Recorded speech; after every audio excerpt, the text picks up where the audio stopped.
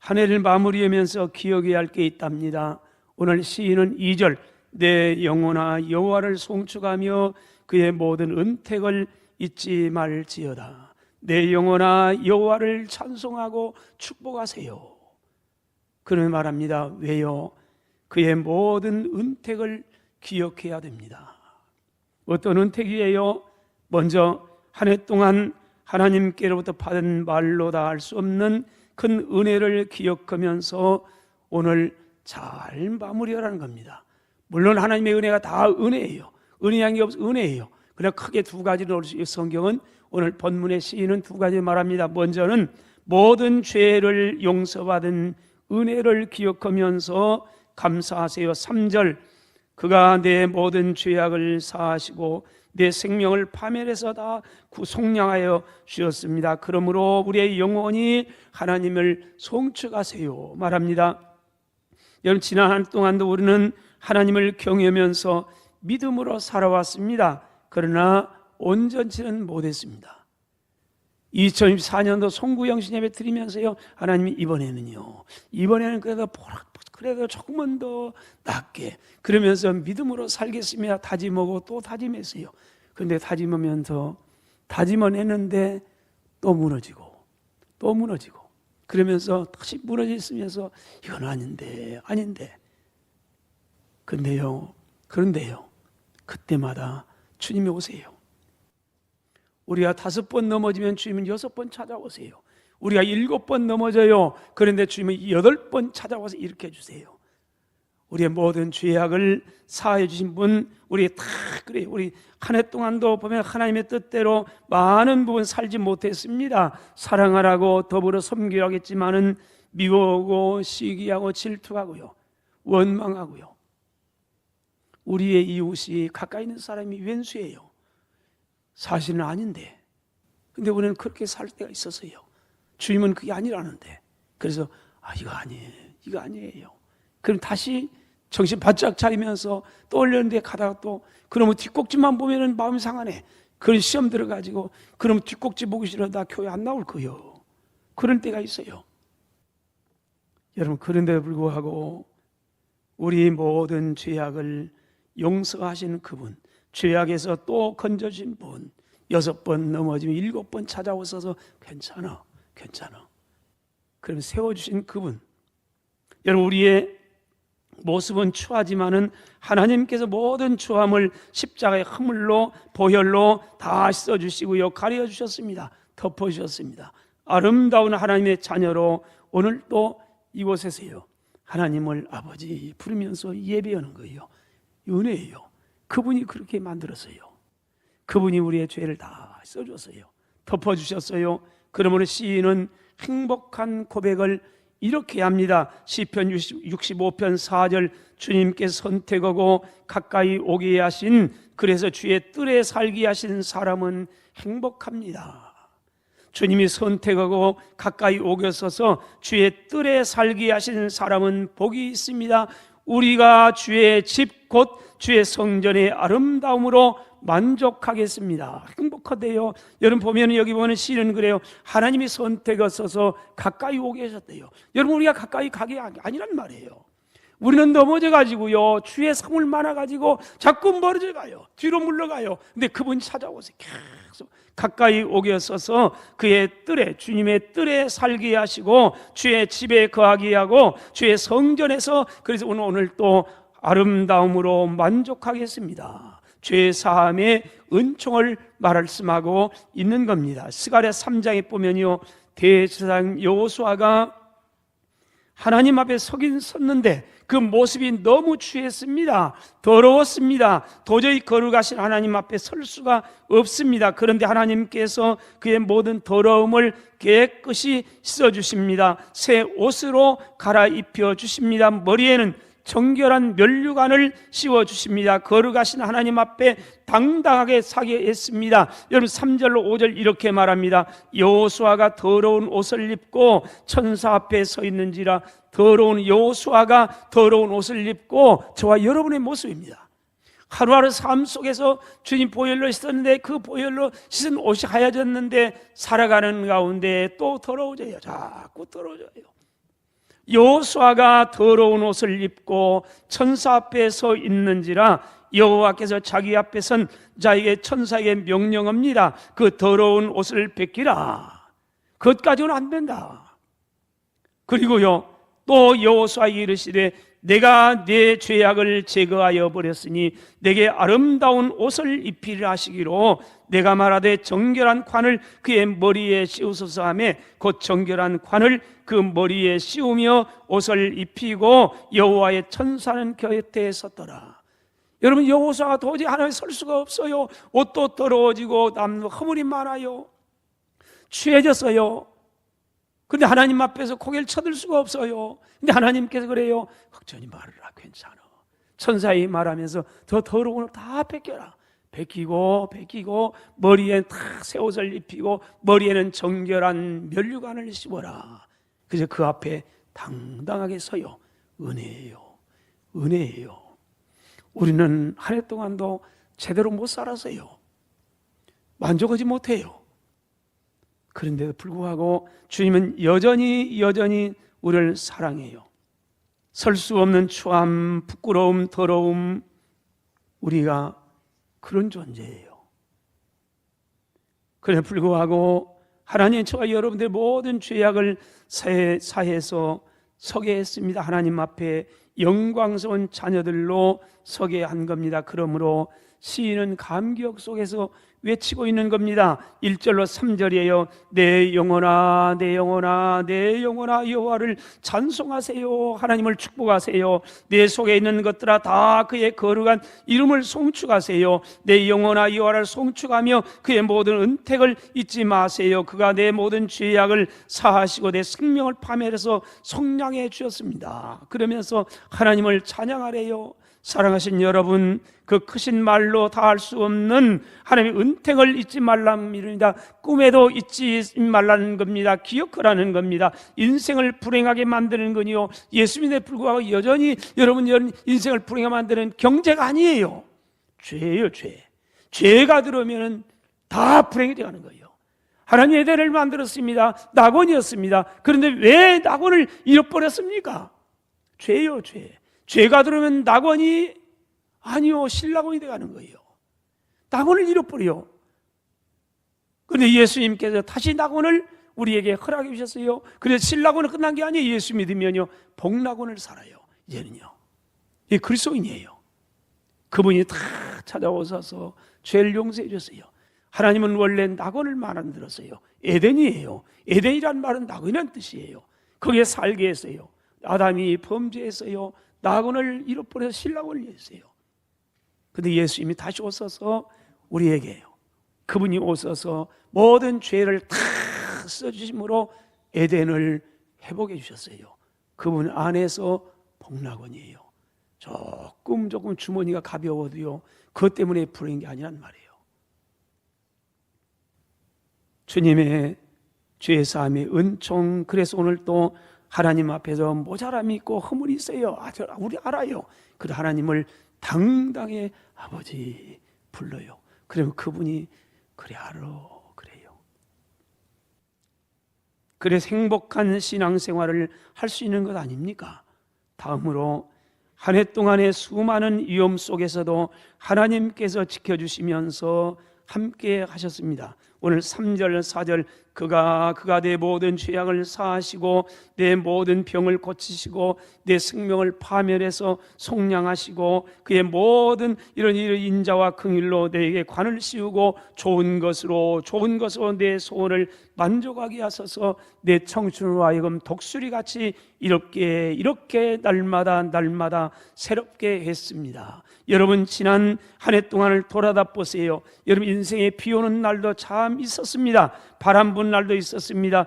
눈 오는 날도 있었습니다. 여러분, 어쩌면은 이 구름이 잔뜩 끼어 있을 때 구름 좀 벗어졌으면, 해만 좀 떴으면, 맞아요. 근데 기억하세요, 해만 쨍쨍 뜨는 365일 되면 큰일 납니다. 사막화돼 버립니다. 그래서 하나님이 어련히 하셔서 가지고요, 구름도 끼게 만들고 비도 오게 만들고 해도 뜨게 만들고 그분이 균형을 잘 이루게 만들어요. 그래서 오늘 여기에 있는 거예요. 해만 쨍쨍 365일 되면요 큰일 나요. 그렇다고 또 비만 잔뜩 와도 큰일 나요. 그분이 균형을 잡혀요. 여기까지 선하게 다 그분이 인도해 간단 말이에요. 우리 인생도 마찬가지예요. 아픔 때문에 눈물을 흘리며 잠 못 이는 밤도 있었어요. 그 힘들 때도 있었습니다. 그러나 그것도 때로는 그게 나중에 그게 약이어서 그런 고백을 하게 만들어요. 오늘 우리는 이 자리에 있어요. 많은 여정 힘든 것 지나고요. 그래서 우리는 은혜라고 고백하는 거예요.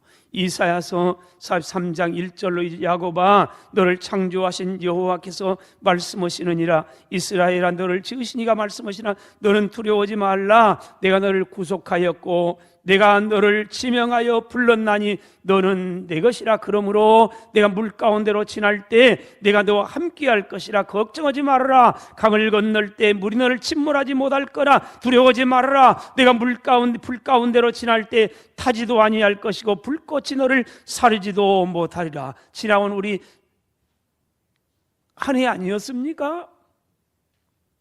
물 가운데로 지날 때, 불 가운데로 지날 때 그분이 임마누엘에서 함께 하시면서 여기까지 인도했다는 겁니다. 여러분 하나님의 은혜를 애굽을 나온 이스라엘 백성들 앞에 홍해가 가로막고 있었습니다. 큰 낭패입니다. 그런데 뒤에서는 당시에 세계 최대 강한 애굽 군대가 이스라엘을 잡아가기 위해서 벌떼처럼 따라오고 있습니다. 앞으로 나갈 수가 없습니다. 뒤로 물러날 수도 없습니다. 말 그대로 진퇴양난이었습니다. 절망적이었습니다. 그때 자기 백성을 사랑하실 하나님께서 역사하셨습니다. 동풍으로 홍해를 가르셨습니다. 이스라엘을 보셨습니다. 바다를 육지같이 건너게 하셨습니다. 이것을 경험한 이스라엘 백성들은 그때사 하나님을 찬양하면서 믿었습니다. 이 사건, 홍해 앞에 벌벌 떤 사건, 이 사건이 이스라엘에게는 큰 믿음을 갖는 계기였답니다. 그래서 이 홍해 사건을 통해서 맞아 하나님 진짜 우리를 사랑하는마 그분이 내 목자그마. 그래서 여호와를 믿었더라 성경은 말합니다. 홍해가 없었으면 좋을 것 같은데 아니란 거예요. 홍해를 통해서 이스라엘 백성들은 하나님의 살아계심을 경험했답니다. 그분이 보혜 없이는 못 사는 거예요. 바벨론으로 나라가 망하니까 소년들이 끌려갔습니다. 다니엘과 그의 세 친구도 있었습니다. 청소년 시절입니다. 민감할 때입니다. 사드락과 메삭과 아벳느고였습니다. 그들은 나라가 망하니까 바벨론으로 끌려간 보잘것없는 포로 신세였습니다. 그러나 그 누구보다도 신앙의 용장이었습니다. 그들에게 시련이 찾아옵니다. 온 나라 모든 백성이 왕이 섬기는 우상을 섬기지 않고 절하지 않는다면 풀무불에 던져넣겠다는 왕의 명령이 떨어졌습니다. 그러나 그들은 우상을 섬길 수 없었습니다. 하나님을 배신할 수 없었습니다. 그는 결국 신앙을 지키기 위해서 풀무불에 던져지는 죽음을 선택합니다. 하나님께서 이 아름다운 신앙을 보고 계셨습니다. 하나님께서 그들을 불 가운데서 건져 주셨습니다. 이 모습을 봤던 이방인 하나님을 믿지 않은 느부갓네살이 이렇게 고백하면서 하나님을 찬양합니다. 다니엘 3장 28절에 사드락과 메삭과 아벳느고의 하나님을 찬송하리로다. 그가 그의 천사를 보내사 자기를 의뢰하고 그들의 몸을 바쳐 왕의 명령을 거역하고 하나님 밖에는 다른 신을 섬기지 아니하면서 그에게 절하지 아니하는 그의 종들을 구원하셨도다. 그렇습니다. 사랑하신 여러분, 한 해 동안의 삶의 현장에서 원하지 않던 죄악 때문에 영혼의 고통으로 말미암아 탄식할 때도 하나님께서 우리의 모든 죄악을 용서해 주셨습니다. 원수마귀 사탄은 우는 사자처럼 삼키려고 하는 갖은 위험 속에서도 우리를 지키시고 인도하시면서 함께해 주신 그 은혜가 있기에 오늘 여기에 있음을 기억하시기를 바랍니다. 둘째로 한 해 동안도 이웃들로부터 받은 말로 다 할 수 없는 큰 사랑이 있었던 겁니다. 여러분, 사람은 원래 사회적인 동물이랍니다. 혼자 살면 절대 사람으로서의 역할을 못해요. 여러분, 사람은 반드시 사회 속에서 함께 부대끼면서 살아가는 거예요. 속리산 꼴짝하지 마세요. 그건 사람이 사는 게 아니고 산짐승이 사는 곳이에요. 그래서 사람은 반드시 함께 더불어 사는 거예요. 여러분, 토끼와 거북이 경주 있죠? 여러분, 토끼가 왜 경주에 실패한 줄 아세요? 늦잠 자다 갔죠? 그걸 누가 몰라요? 그건 다 알아요. 근데 그게 아니에요. 목적이 달라요. 토끼는요, 거북이가 옆에 대상이에요. 목적. 이놈만 이기면 되는 거예요. 거북이는요, 그게 아니에요. 토끼가 상대가 아니에요. 토끼는 함께 더불어 가야 돼요. 누구예요? 목적지예요. 깃발이에요, 깃발. 목적이 달라요. 저와 여러분이에요. 오늘 내 곁에 있는 사람이 왼수라면 여러분 목적지를 잘못 선택한 겁니다. 우리는 저 위에요. 내 옆에 있는 사람 더불어 가는 거예요. 근데 우리는 자꾸 옆에 사람이요. 경쟁자예요, 경쟁자. 이놈이 죽어야 내가 성공이요. 이놈이 실패해야 내가 성공. 그러지 않아요. 더불어요. 디모데전서 6장 7절로 8절입니다. 우리가 세상에 아무것도 가지고 온 게 없습니다. 아무것도 가져가지 못합니다. 우리가 먹을 것과 입을 것이 있으니 만족한 줄로 그렇게 아세요. 그런데 말합니다. 고린도전서 4장 7절, 누가 너를 남달리 구별했느냐? 그 다음 말합니다. 내게 있는 것 중에 받지 아니한 게 무엇이냐? 여러분, 하나님이 여러분 묻습니다. 여러분에게 있는 것 중에 받지 아니한 게 무엇입니까? 여러분에게 뭐가 있나요? 옷? 패스포트? 자동차 키? 우리에게 있는 게 많이 있습니다. 여러분 가운데 있는 것 중에 받지 아니한 게 뭡니까? 여러분 나올 때 가져온 게 있으면 아무것도 없다고 말합니다. 그래서 말합니다. 내가 받지 않았은즉 어찌하여 받지 아닌 것이 그만 떨고 자랑하느냐. 다 받은 거래요. 이웃들로부터, 모두가 이웃들로부터, 우리의 지식 선생님들로부터요 받았어요. 믿음, 누군가 내 믿음을 위해서 밤잠 안 자면서 기도해 주었어요. 여러분, 한번 좁게 볼까요? 가정에서요. 남편은 아내는 남편의 은혜와 사랑, 수고와 희생을 우리가 기억해야 됩니다. 여러분, 아침부터 밤늦게까지 남편을 위해, 아내를 위해, 부모를 위해, 자녀를 위해 열심히 산 우리들 아닙니까? 1년 동안 아주 열심히 살았습니다. 가정을 위해. 그러면 남편은 아내의 희생을 기억해야 합니다. 아내는 남편의 희생을, 헌신을 기억해야 됩니다. 자녀들은요, 부모님의 말로 다 할 수 없는 희생을 기억해야 합니다. 부모는요, 자녀들이 무럭무럭 성장해 주심을 기억하면서 감사하는 겁니다. 세상에 가정보다 소중한 것은 세상에 없습니다. 우리는 종종 젊을 때는 오해를 많이 합니다. 돈이 최고예요. 가정 소홀이에요. 나중에 크게 후회합니다. 자녀들 잘못되면 큰일 납니다. 이 세상에 가정보다 소중한 건 없습니다. 다른 여타의 것 때문에 가정을 희생하면 여러분은 언젠가 후회하게 될 겁니다. 가정을 잘 지키세요. 가정은 선택하는 게 아닙니다. 이 세상에 모두를 선택해요. 많은 분 선택해 내가요. 그래, 가정만은 내가 선택한 게 아니에요. 의무예요. 책임이에요.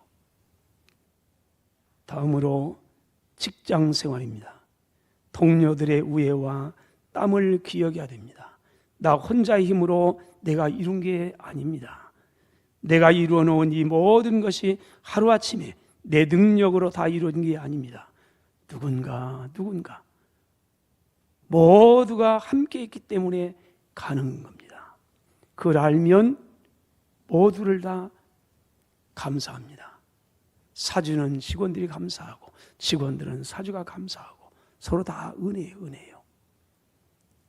더 좁혀볼까요? 교회 생활입니다. 모두의 은혜와 사랑이 있었기 때문에 가능했던 겁니다. 여러분, 여기 혼자 오늘 예배 드리세요. 드릴 사람 거의 없습니다. 다 갑니다. 오늘 우리가 이처럼 믿음으로 집사로, 장로로, 권사로, 목사로 성도로, 교사로 신앙생활하는 거요. 혼자 한 게 아니에요. 누군가 있었어요. 누군가 널 위해 오늘도 기도하네. 땀과 수고가 있었습니다. 그래서 오늘 우리가 여기 있는 거예요. 잊지 마세요. 그분들의 은혜입니다. 물론 하나님의 은혜와 축복이지만은 다른 하나는 누군가 희생과 수고와 눈물의 기도예요. 오늘 우리는 어쩌면요, 윗세대, 지난 시대가 뿌려놓은 열매를 따먹고 사는 것 아닙니까? 그걸 잊지 마세요. 사랑하는 여러분, 오늘 그리스도인이에요. 한 해를 마무리하면서 2025년도에 함께 여러모로 이름도 없어요. 보든 보지 않던 땀 흘리면서 더운 날, 추운 날 바람 불어도요 와서 청소했어요. 닦았어요. 식당에서 땀 흘렸어요. 그래서 저희들 밥도 먹고요, 예배도 드리고요, 행복했어요. 그러나 누군가 있었어요. 아픔이 있고 부대낌도 있었지만은 그거 개의치 않고요. 여러분, 은혜예요. 은혜예요. 이웃의 은혜를 잊지 마세요. 너무 신령해가지고 나는 하나님 앞에 살 거예요, 그러지 마세요. 하나님 앞에 사는 사람은 반드시 이웃을 소중하게, 내 몸처럼 사랑하게 되는 겁니다. 우리 옆 사람에게 우리 진솔한 마음으로 인사하겠습니다. 옆에 있어줘서 감사합니다. 다시 한번 하겠습니다. 옆에 있어줘서 감사합니다. 하나님께서는 저와 여러분들의 수고와 땀과 아름다운 섬김을 기억해 주실 줄로 믿습니다. 한 가지만 이릅니다. 국제시장이 물어보겠습니다. 서울에 있습니까? 전주에 있습니까? 부산에 있습니까? 1번, 2번, 3번 몇 번이요? 여러분들은 그 영화밖에 안 봤죠? 그래야 국제시장에 나오는 마지막 대사, 제가 이거 꼭 문자적으로는 틀릴 수 있습니다. 국제시장은 우리나라의 한 시대에 6.25 전쟁을 겪으면서 삼천리 강도 황폐해져가면서 그 고생하면서 그야말로 국제성이 이루었던 한 사람의 일대기 아닙니까? 저와 여러분의 모습, 우리 우때의 모습이에요. 마지막 대사가 이렇습니다. 아버지의 사진 앞에 가서 아버지를 찾으면서요, 아버님 열심히 살았습니다. 왜요? 중동에 돈 벌러 가서 열심히 살았어요. 베트남에 가 또 사업했어요. 국제시장에서 3일 땀 흘려 열심히 살았어요. 정말 성이 열심히 살았어요. 가난 물리치려고요. 그리고 열심히 살았습니다. 그리고요, 그리고 막수인도 찾았어요. 막수인은 저 흥남부두에서 피난 오다가 손잡고 왔다가 놓쳤어요. 아버지의 소원이 그 동생 막수인 찾는 거예요. 이름이 막수인지는 자세히 잘 모르겠습니다만은 하여튼 막수인이라고 제가 붙였어요. 맞는 것도 같고 틀린 것도 같고요. 그래서 막수인도 찾았고요, 이산 가족이 찾았어요. 아버지의 소원 풀어드렸어요. 그러면서 말합니다. 아버지, 근데에 참 힘들었어요. 한 시대예요. 힘들었죠. 이걸로 끝나요. 그 다음 대사는 제가 지었습니다. 그런데 아버지 참 행복했어요. 왜냐면요, 주님이 나와 함께 하셨기에요. 금년 한 해 동안도 참 힘들었어요. 열심히 살았습니다. 막수인도 찾았고요, 열심히 살았습니다. 참 힘들었어요. 그걸로 끝난 게 아니고요. 그런데 참 행복했습니다. 주님과 함께, 이웃과 함께 살았으니까요. 이 고백이 있기를 축원합니다.